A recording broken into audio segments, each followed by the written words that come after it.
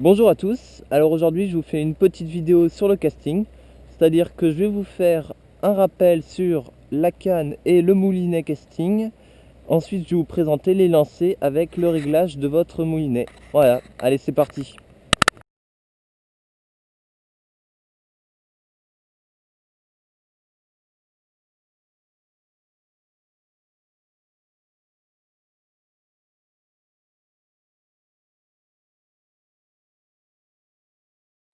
Donc, le rappel canne moulinet.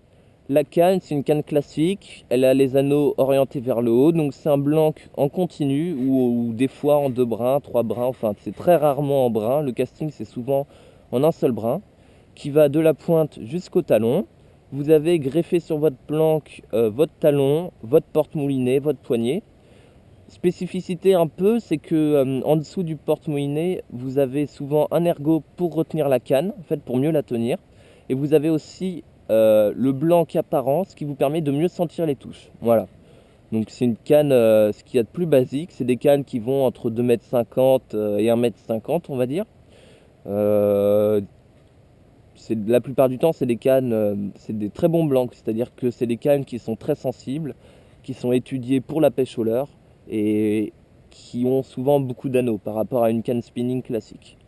Le moulinet. Alors il existe deux types de moulinets, c'est-à-dire vous avez les low profile, c'est des moulinets un peu écrasés comme le mien, comme presque tous les moulinets casting vendus en France. Et vous avez des moulinets round profile, donc c'est des moulinets plutôt ronds. Par exemple, vous avez le Pluton Daiwa qui sont prévus pour la pêche au big bait. Les moulinets low profile sont plus pour la pêche au leurre classique. En général, commencez toujours par un low profile, même si vous voulez faire du big bait, parce que ça sera plus simple à apprendre au niveau des lancers. Donc le moulinet, c'est un moulinet classique. C'est du tambour tournant par contre, pas comme en spinning, c'est-à-dire que votre bobine va tourner sur elle-même horizontalement et vous allez avoir un petit anneau qui va se déplacer à l'aide en fait d'un pas de vis, hein, si on peut dire ça, le long de la bobine et qui va enrouler le fil en spire jointive. Vous avez une manivelle pour faire tourner la bobine classique. Le frein de combat, c'est le frein en étoile qui est là. Donc quand vous faites tourner la bobine vers l'avant, vous avez tendance à la serrer. Et quand vous faites tourner vers l'arrière, vous la desserrez. Voilà. Vous desserrez pas la bobine, hein, pardon, l'étoile. Donc c'est un frein de combat classique, c'est-à-dire qu'il appuie sous forme de friction en fait sur la bobine. Ce serait trop compliqué à vous expliquer parce que vous voyez qu'il est dérivé, enfin bon, voilà. Mais en gros c'est un frein de combat classique, le frein en étoile, à retenir très important. Vous avez après la petite molette qui est là, c'est le frein de friction, c'est-à-dire que ça il est présent sur tous les moulinets casting. Il va agir en permanence sur la bobine sous forme de friction justement, c'est-à-dire qu'il va la ralentir ou la laisser libre. La plupart du temps, vous desserrez en avançant, enfin vers l'avant et vers l'arrière, vous resserrez.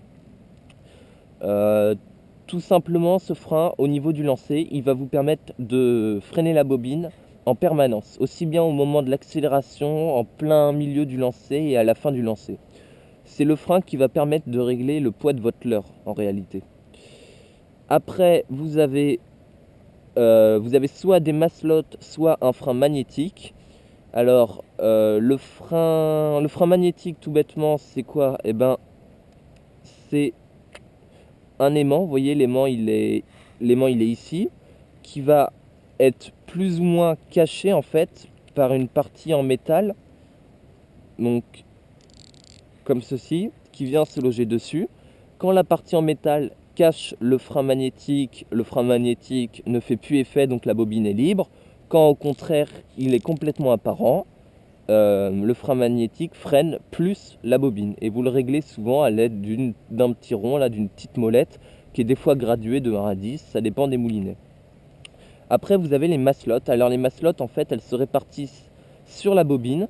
Donc plus les maslottes seront au centre de la bobine, moins la bobine aura d'inertie et plus elle tournera librement. Donc elle freinera moins votre leurre. Plus les maslottes sont réparties à l'extérieur, plus votre bobine a d'inertie et plus elle est freinée. Donc c'est les maslottes et le frein magnétique, ça agit au moment des accélérations et des décélérations de la bobine par rapport à votre leurre. C'est-à-dire que ça permet à la bobine d'aller à peu près à la même vitesse que votre leurre. Pour lancer, vous n'avez pas de pick-up, c'est-à-dire que vous débrayez votre moulinet à l'aide d'une gâchette et la gâchette se rembraye dès que vous moulinez. Rien de spécial, hein, c'est pas secret ça, voilà. Pour ce qui est du fil, alors moi je vous conseille d'avoir, pour commencer, un nylon pas cher, plutôt de fort diamètre pour facilement démêler les perruques. Et après, dès que vous savez bien lancer, optez pour une tresse ronde. Très important le fait d'avoir une tresse ronde en casting, sinon vous n'allez pas être à l'aise. Donc n'hésitez pas à mettre le prix. En nylon, je vous conseille tout simplement des nylons classiques, pas chers. Et par contre, au niveau de la tresse, prenez une bonne tresse bien ronde. C'est-à-dire que moi j'ai une Power Pro, donc c'est une tresse qui coûte 26 euros. Certes, c'est un prix, mais c'est vraiment agréable à pêcher. Vous avez des tresses qui sont beaucoup plus chères.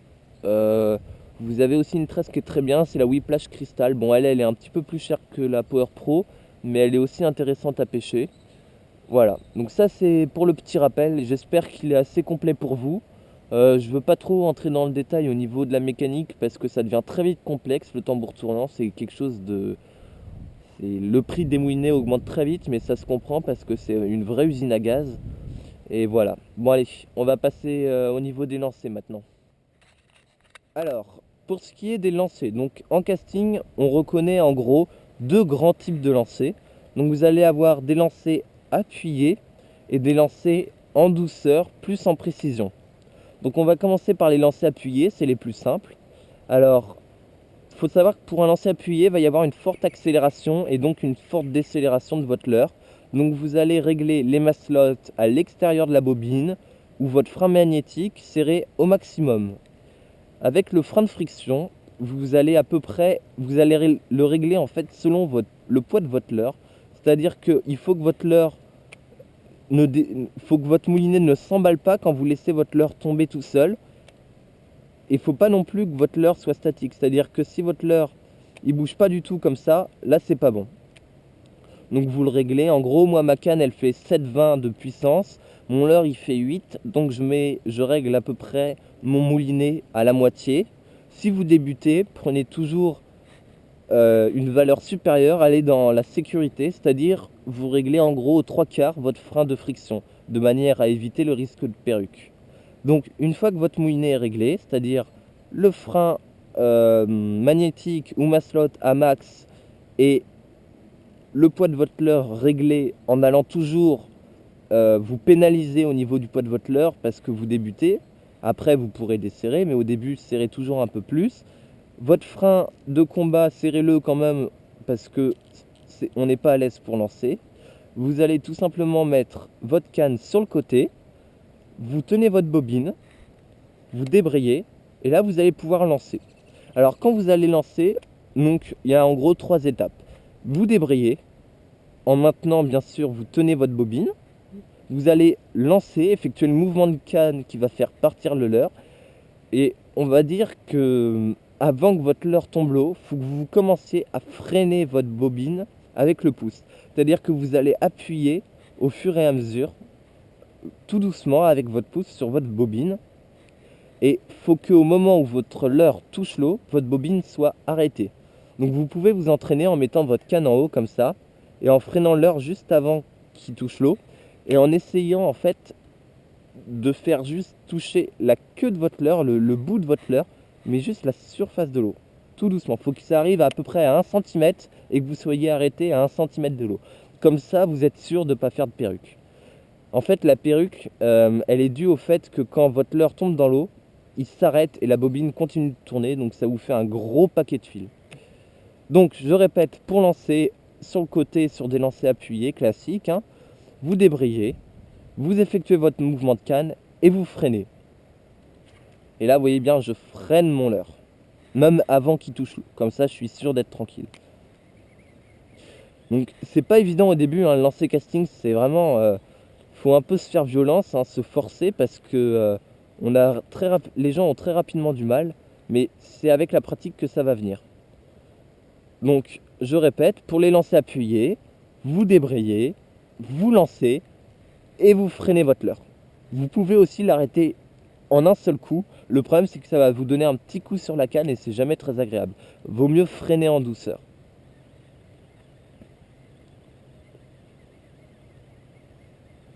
Allez, je vous remonte une dernière fois.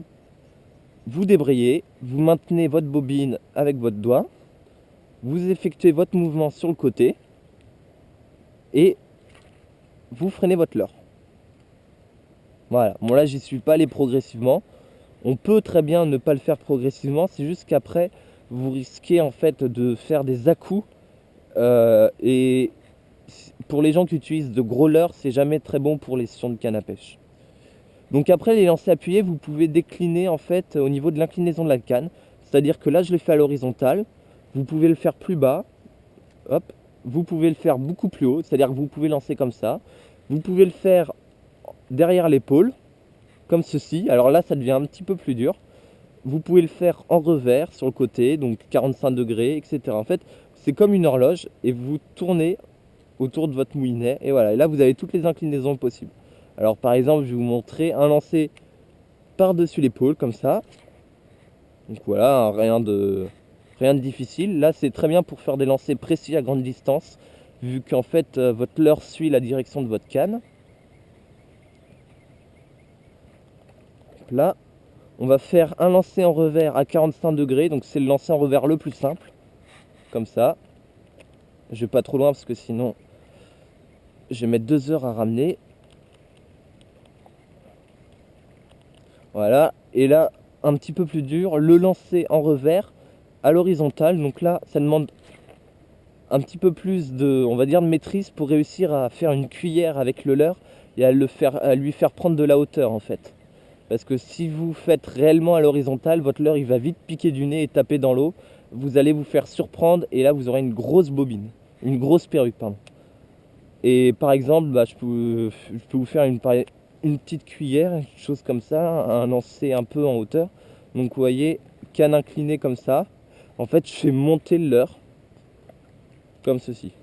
Donc là, c'est pas parti parce que j'ai fait vraiment n'importe quoi. Voilà. Voilà, et vous voyez, je lui donne un petit peu de hauteur. Je me force avec le son de la canne à lui faire reprendre de la hauteur. Sinon, il va vraiment pas loin. Donc ça, c'est pour les lancers appuyés. Donc c'est les lancers qu'on utilise généralement pour des grandes distances, pour pêcher les grands espaces, et c'est le plus simple pour débuter. Après vous avez ce qu'on appelle donc les lancers un petit peu en douceur, de précision, comme ça.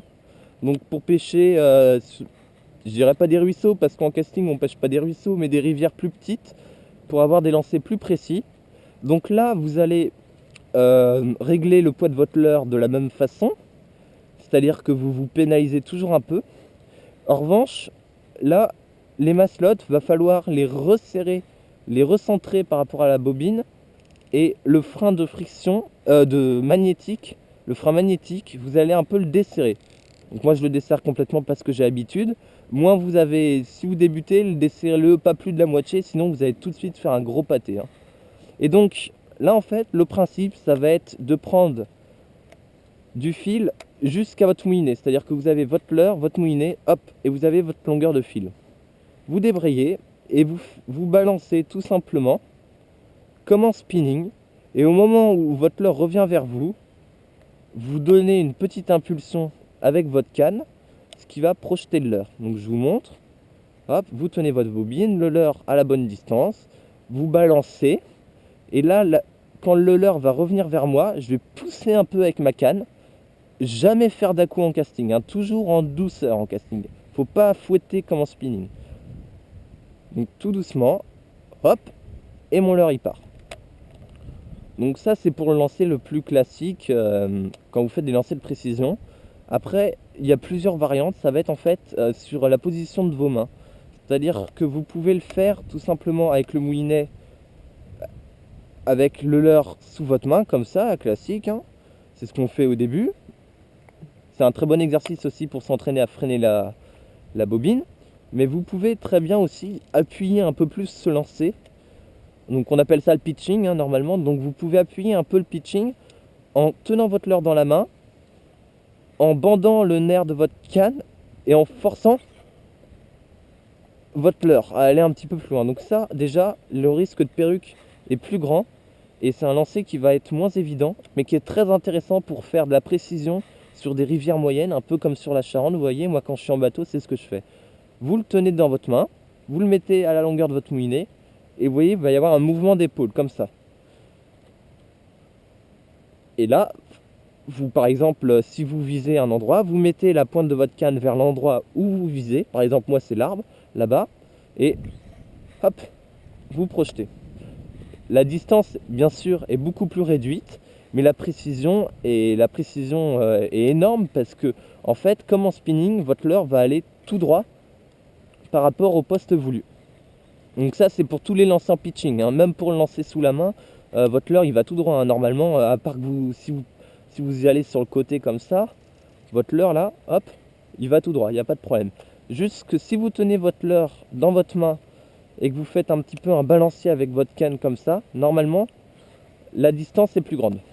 N'oubliez pas, bien sûr, de freiner la bobine avant que le leurre touche l'eau et à arrêter la bobine au moment où le leurre touche l'eau. Ça, c'est très important. Donc voilà, après, bon, petite déclinaison, vous pouvez très bien faire les lancers appuyés en visant un poste sur le côté. Vous pouvez le faire en visant un poste vers l'avant. Et vous pouvez le faire aussi beaucoup plus ouvert, c'est-à-dire en visant complètement à votre droite ou complètement à votre gauche si vous êtes gaucher. Donc ça, c'est un petit peu moins évident, c'est-à-dire qu'il va falloir lâcher le leurre un petit peu plus tôt vu qu'il aura de l'inertie et il va se rabattre dessus. Donc ça, c'est pour le côté complexe de la chose, hein. Là, je vous fais une explication très simple. Petite variante du lancer appuyé aussi que j'ai oublié de vous parler, c'est que avant de lancer votre leurre, vous avez en gros deux solutions. C'est que soit votre leurre est statique comme ça et vous lancez, donc ça c'est pour la plupart du temps, soit vous faites comme en spinning un petit rond comme ça, ce qui permet de donner une impulsion au leurre. Donc vous allez voir et vous aurez des distances, ah, et là je suis dans l'arbre en face, beaucoup plus importantes, et vous allez voir que en distance vous pouvez avec un moulinet bien réglé, vous pouvez doubler la distance de lancer, hein. En plus, ce qui est très intéressant, c'est que quand vous faites ça, vous aurez tendance à fouetter. Et en casting, il faut toujours le faire en douceur. Toujours, on va dire, aller dans le sens du leurre. Mais non, faut y aller en douceur, faire des gestes lents mais puissants. Donc ça va vraiment être un moyen en fait de faire une accélération progressive sans non plus donner un grand coup, tabasser votre leurre comme c'est pas possible, mais vous donnez une petite impulsion, ce qui permet au leurre d'aller beaucoup plus loin, plus facilement. Et l'accélération, il va se faire ressentir au niveau des perruques. C'est-à-dire que comme vous accélérez progressivement, vous allez voir que vous aurez moins de perruques sur ce genre de lancer, normalement. Donc après, on ne peut pas le faire quand on fait un lancer par-dessus l'épaule, hein. Quand vous faites un lancer en revers, ça va pas être évident non plus. Non, ce serait même pas comme ça, ce serait comme ça. Ouais, et puis en plus, moi je fais n'importe quoi. Ça va pas être évident sur des lancers en revers, mais ça reste toujours possible. Et ça vous permet en fait de faire des lancers, on va dire, plus loin et avec un risque de perruque diminué. J'ai oublié aussi de vous parler au niveau comment freiner votre bobine. Alors quand vous freinez votre bobine, ce qui va être très intéressant, c'est de le faire en douceur, de manière à poser votre leurre tout doucement dans l'eau. Mais il y a une deuxième école en fait, il y a deux écoles, ceux qui freinent la bobine doucement et ceux qui freinent la bobine d'un coup. Alors en gros, ça change quoi? Ça change le plop que fait le leurre à la surface, tout simplement. Aussi, là où il y a deux écoles, c'est pendant le lancer. C'est-à-dire quand votre leurre part, il y en a qui freinent la bobine, on va dire 5 mètres avant que le leurre touche l'eau. Et il y en a qui freinent la bobine en permanence, c'est-à-dire ils lâchent jamais le pouce de la bobine pendant le lancer. Donc ça réduit la distance de lancer.